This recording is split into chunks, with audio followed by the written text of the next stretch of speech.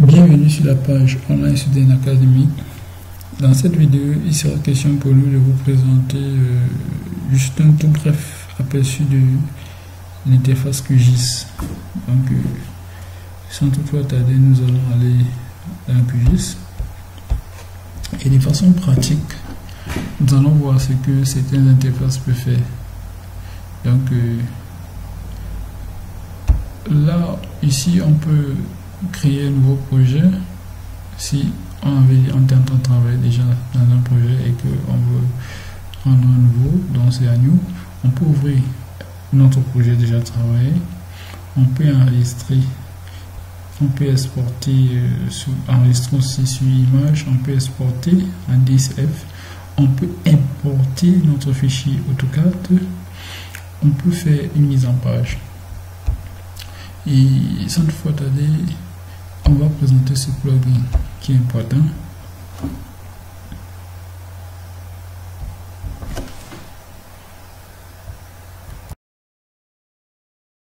Ok, vous voyez qu'ici dans ce plugin, il y a des éléments on doit installer. Donc, si vous voyez quelque chose comme ce qu'il y a les croix noires là, ceux-là sont réellement installés déjà dans la machine.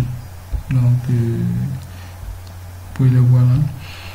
Ici, pratiquement, si je décoche, vous voyez qu'il y a des éléments qui disparaissent. Et quand je fais revenir, il y a des éléments qui reviennent.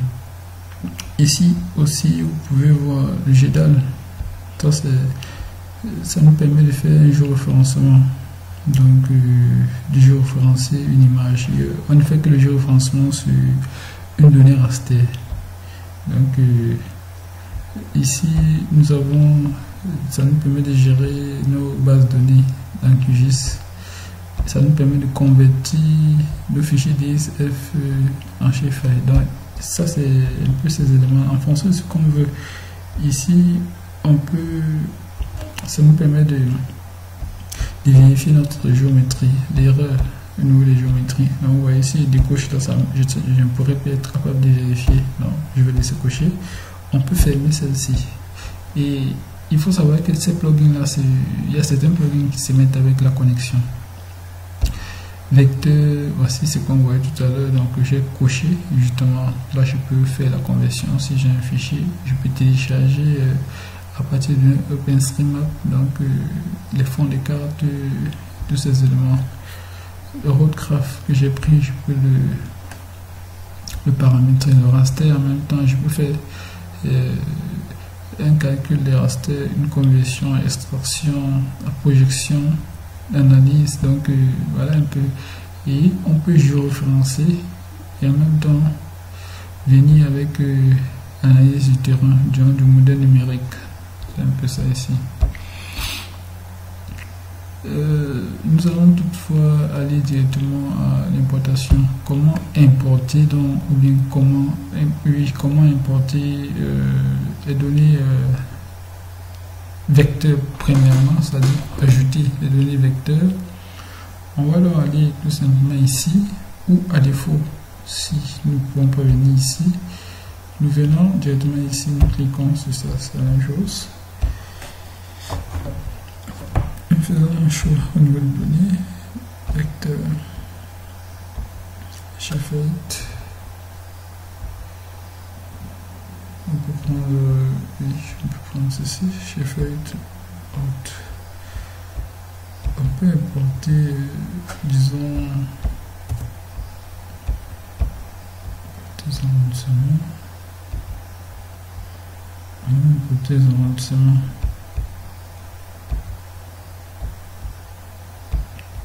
Shapefile, prends le format shapefile.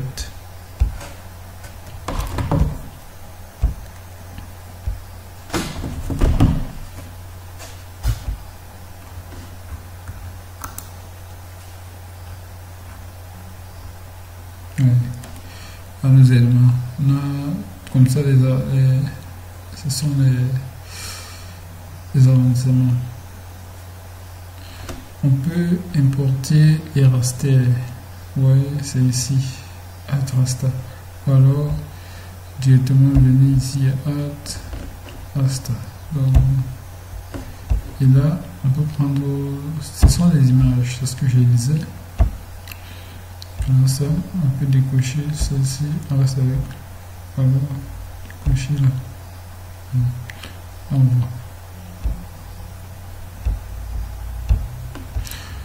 Donc voilà un peu comment importer nos couches Shapefile et nos données raster. Et si vous supprimez, vous allez tout simplement puis arriver ici, donc arriver pour créer. Donc maintenant on va créer une couche Shapefile, une nouvelle couche. Donc comment créer? On vient ici à l'IA, tout simplement on vient se créer une nouvelle couche Shapefile. Et les couches Shapefile sont de trois types: point, ligne et polygone. On a deux principaux types de couches. Je veux dire deux principaux types de données. On a les données raster et les données vecteurs. Les données vecteurs, on trouve les points, les lignes, les polygones et les raster, ce sont des images. Donc ici, on peut vouloir peut-être créer soit un point, soit une ligne, soit un polygone. On va directement créer un polygone.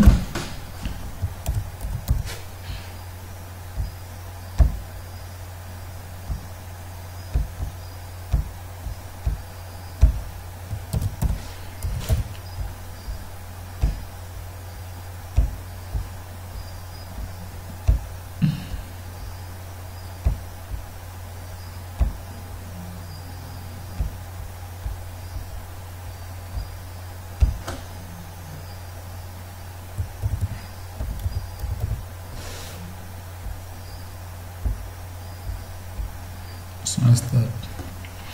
On suppose donc on peut avoir des stades quelque part, c'est juste pour montrer comment créer. Vous voyez donc à partir de là, on a créé une couche polygone. Vous voyez que c'est un polygone. Donc voilà un peu en gros comment on importe des données raster, des données vecteurs et on crée donc les couches, que ce soit des types points, lignes ou polygones. Dans la vidéo suivante, nous allons voir comment utiliser cette couche qui a été créée. Merci pour votre attention. N'oubliez pas, si jamais cette vidéo vous a plu, de vous abonner et de liker cette vidéo. Merci.